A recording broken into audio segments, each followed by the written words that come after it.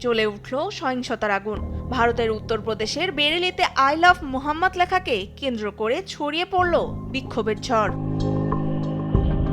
ঈদে মিলাদুন্নবী উপলক্ষে I love Mohammad লেখা ব্যানারকে কেন্দ্র করে উত্তরপ্রদেশের কানপুরে শুরু হওয়া উত্তেজনা এখনো চলছে। শুক্রবার জুম্মার নামাজের পর উত্তপ্ত হয়ে ওঠে পরিস্থিতি। বিপুল সংখ্যক মানুষ বিক্ষোভে নামলে আইন শৃঙ্খলা বাহিনীর সঙ্গে সংঘর্ষে অন্তত 50 জনকে আটক করেন পুলিশ।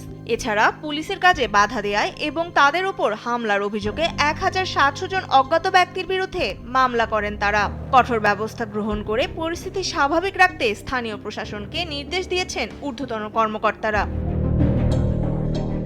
শনিবার স্থানীয় আলেম ও ইত্তেহাদে মিল্লাত কাউন্সিলের প্রধান তৌকির রাজা খানকে আটক করে পুলিশ। এ ঘটনায় সমালোচনার ঝড় শুরু হয় পুরো এলাকা জুড়ে। পুলিশ জানায়, অনুমতি ছাড়া ভিডিও বার্তার মাধ্যমে বিক্ষোভ ডেকে পরিস্থিতি খারাপ করতে চেয়েছেন খান।